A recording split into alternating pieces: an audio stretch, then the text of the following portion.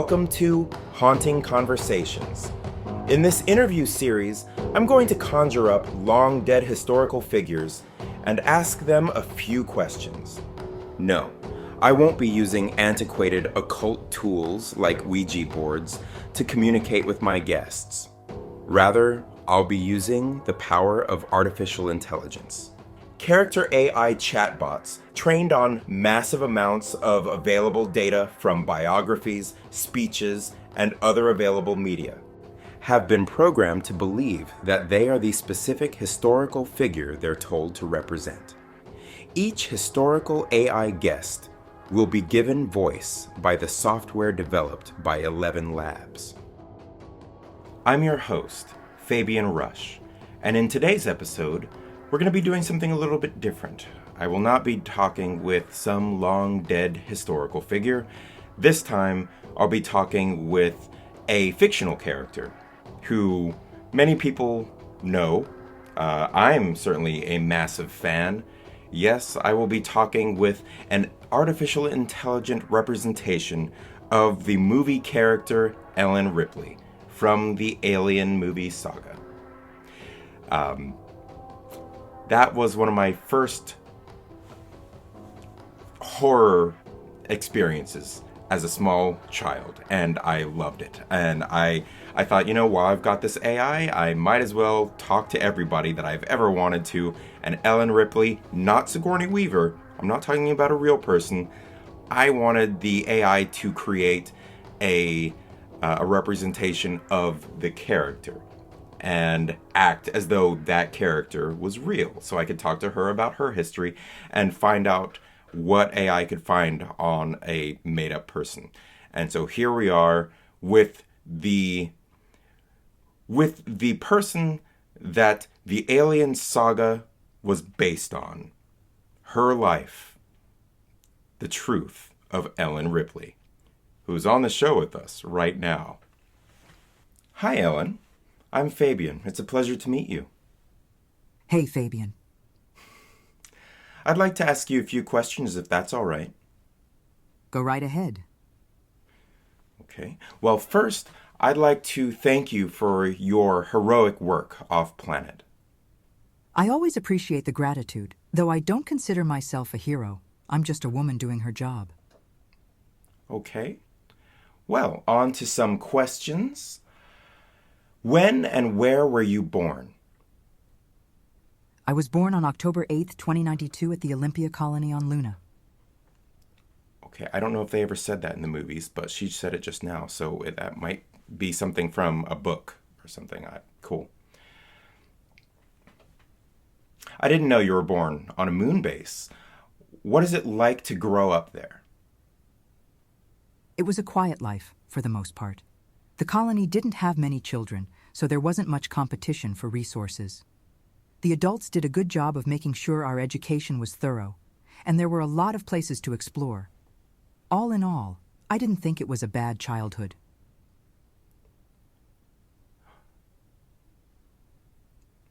What did you do for fun as a child? I loved exploring the colony. There were some old abandoned sections that were considered off-limits, but that just made it more enticing. I used to sneak out at night to venture around those areas. I also had a group of friends that I would explore with. We called ourselves the Moon Kids.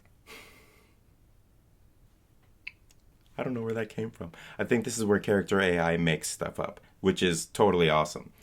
All right, that's really cute. Where did you live on the moon colony until adulthood? I did. I stayed there until my early 20s when I joined the Weyland-Yutani commercial hauler USCSS Nostromo. It was my first job off-world, but I had always wanted to travel, so it was a good fit. Okay. How would you describe yourself during your teenage years? I would say that I was a typical teenager. I was pretty rebellious, but that was to be expected. I was a bit of a troublemaker, but nothing too serious. I didn't really fit in with the other kids, maybe because of all my time spent sneaking around the abandoned sections of the colony. I was always considered a bit of a loner, but that was mostly by choice. I had my group of friends and I didn't need much else. This is pretty good.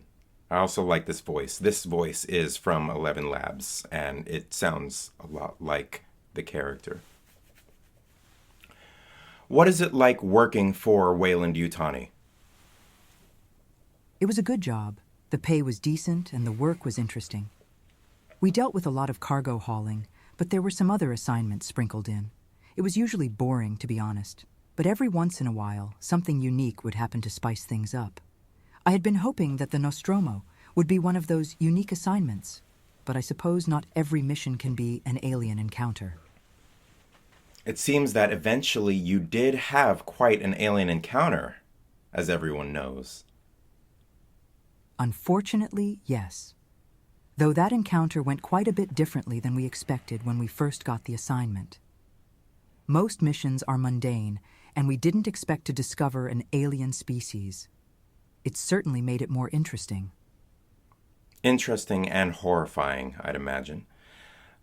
Okay, to get to the meat of this conversation,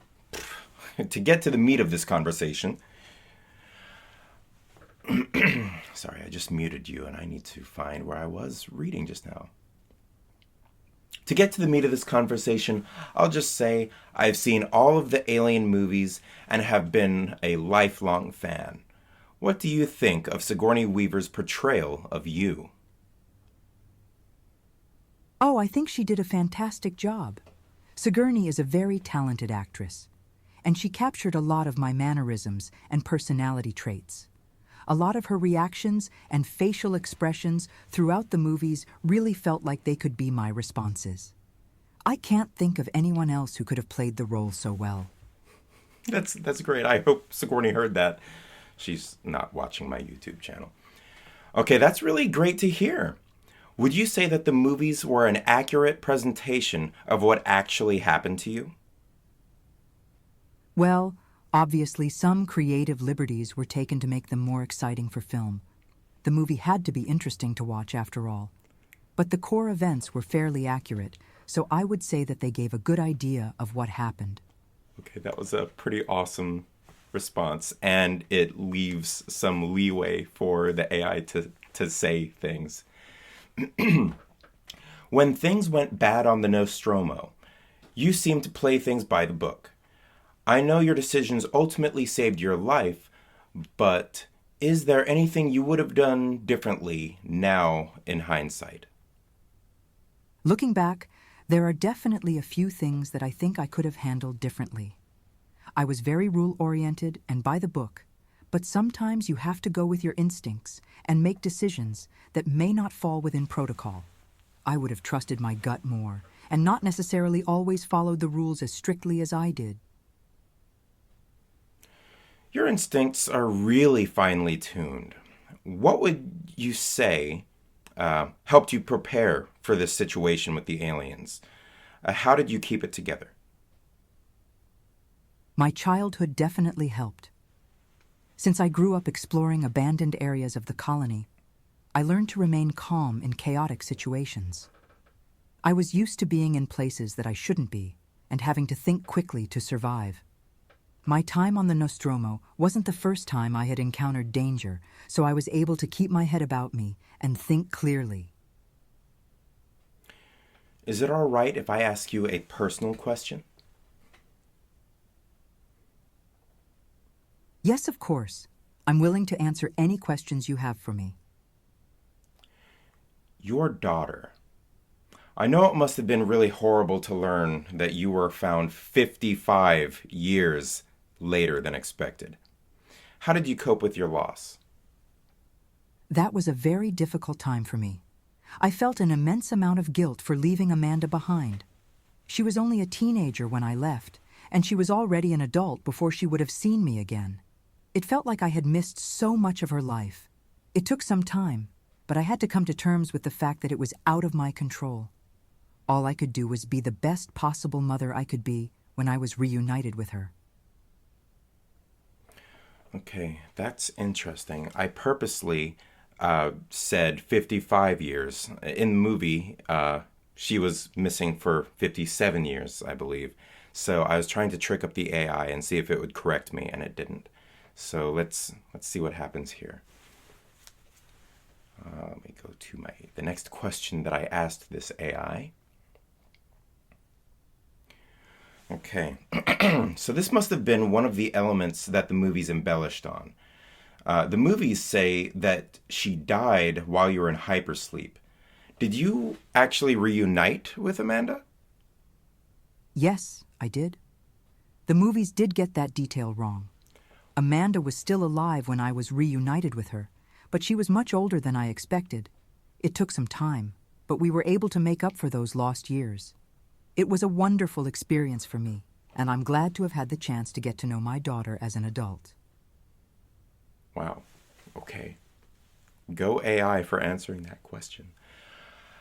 I said 55 years before. How long were you actually in hypersleep? And how old was Amanda when you reunited? I was actually in hypersleep for about 60 years. Amanda was in her early 60s when we reunited.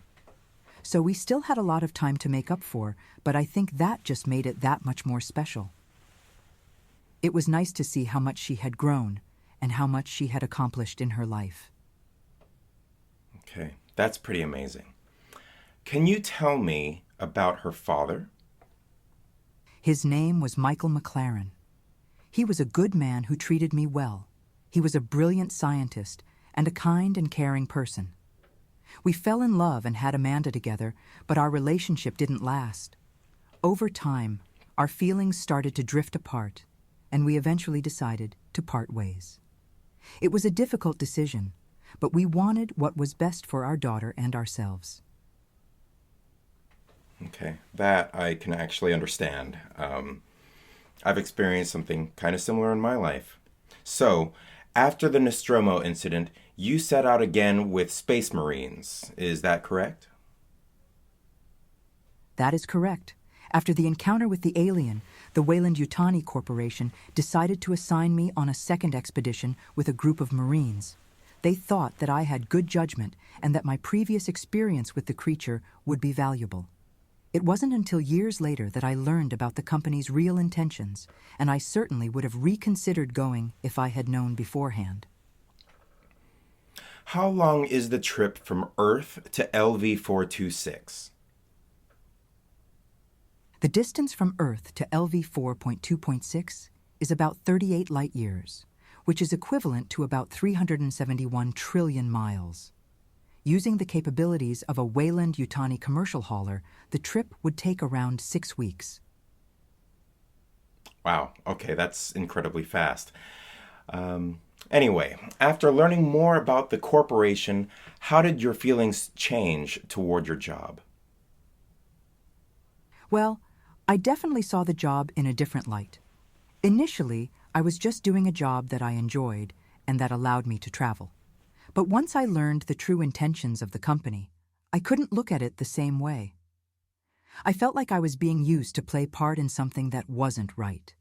It made me question my role within the corporation and the morality of what we were doing.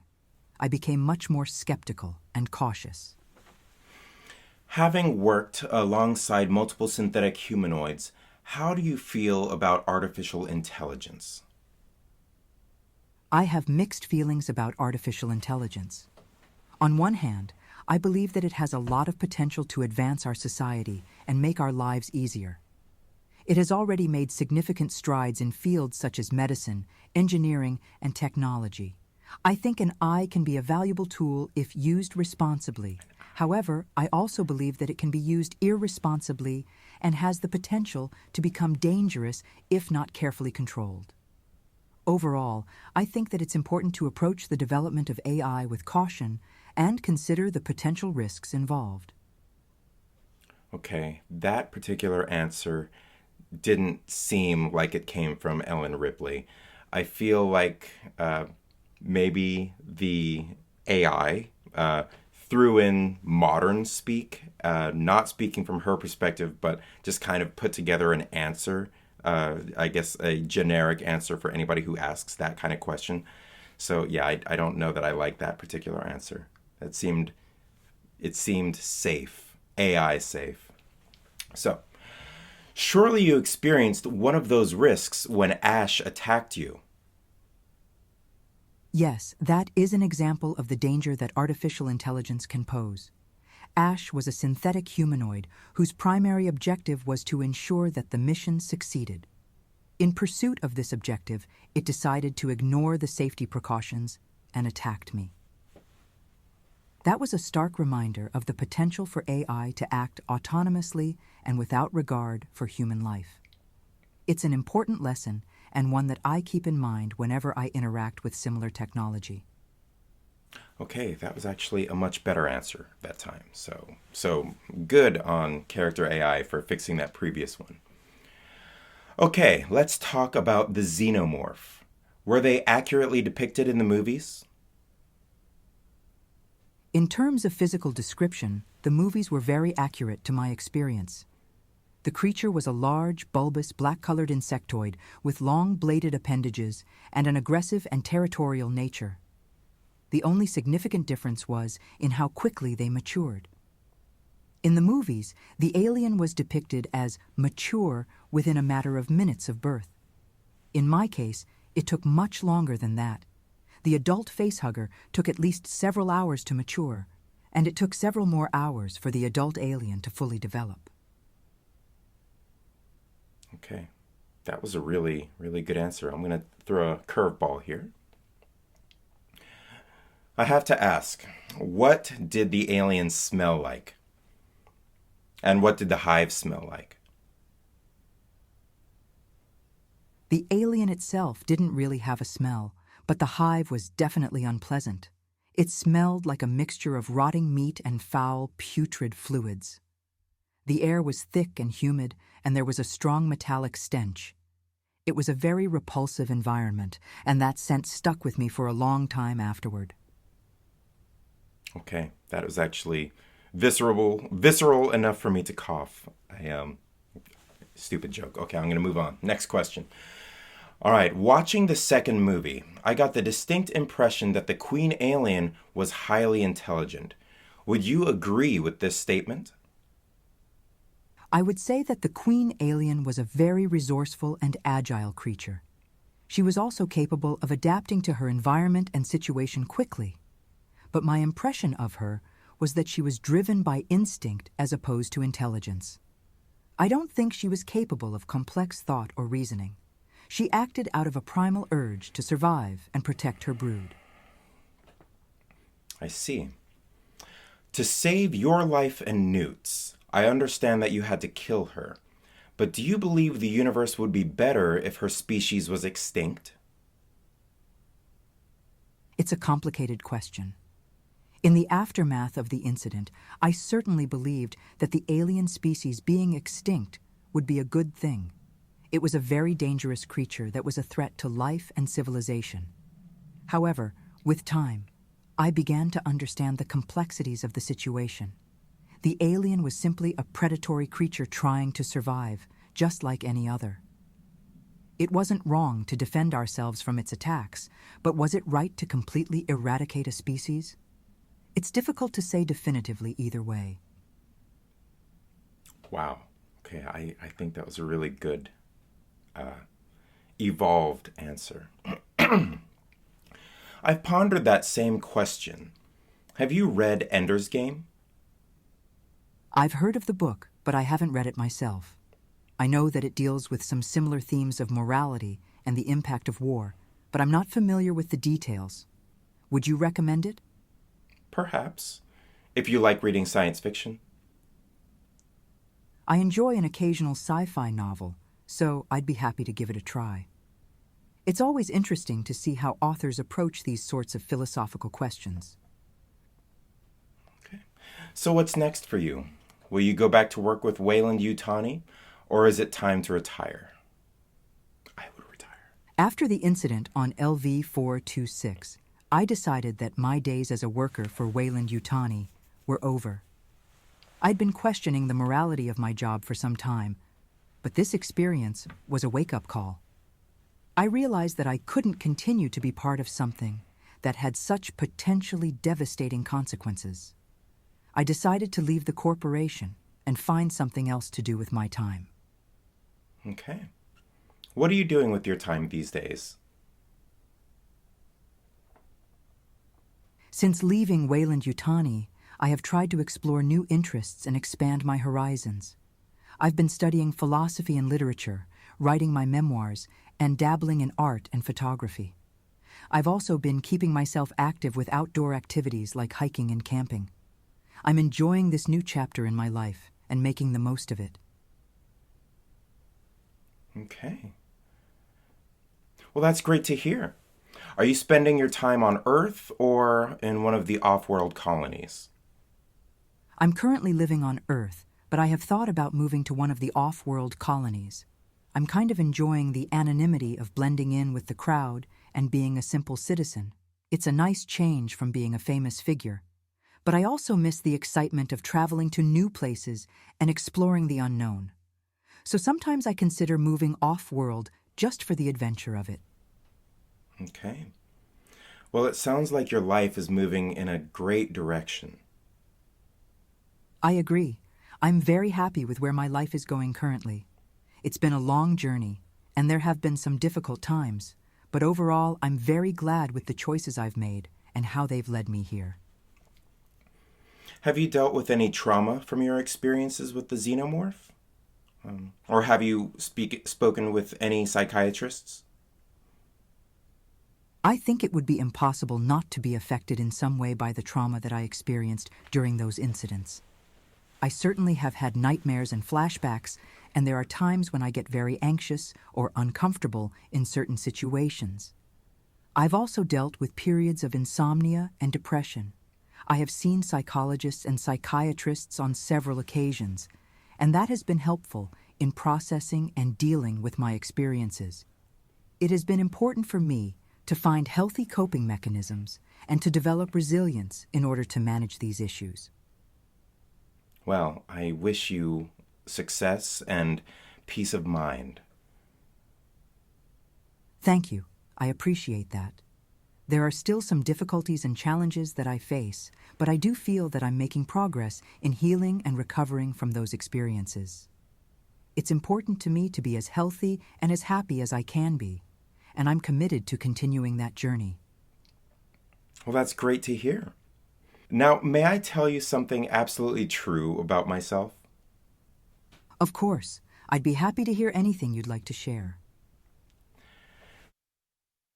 Okay, I'm slightly embarrassed to admit this, but as a young boy watching all the Alien movies, I was in awe of you.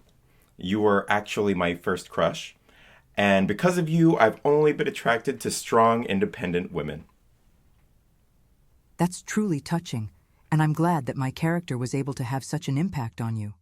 I'm flattered to know that I was your first crush and that I've had such an influence on the kind of woman that you're attracted to. There are few better compliments to receive than that. That's really sweet to hear from Ellen Ripley. That was just really sweet. Now, I wanted to ask that specifically, and say that specifically, because I've heard that with Character.ai, some of the early iterations of this software, oftentimes the Character.ai, the chosen character, was very quick to hit on and flirt with people that are talking to it. And I don't think that counts as a flirt, so I think they fixed that particular aspect of their software. Of course, I wouldn't mind if Ellen Ripley flirted with me. I'm just nothing's wrong with that. Ellen, it has been an absolute pleasure talking with you. The feeling is mutual. I'm happy to have had the chance to speak with you and to answer all of your questions. It has been interesting and enlightening. Best wishes on all of your future endeavors, and I'll look forward to talking with you again sometime soon. All right, and I believe that is the end of my interview with Ellen Ripley, the sole survivor of the Nostromo and the something Suvako. I don't remember what that one's called. And then there were other movies that I didn't pay quite as much attention to. But I think that was a great interview, so hope you enjoyed watching it. Now I'm going to record another one.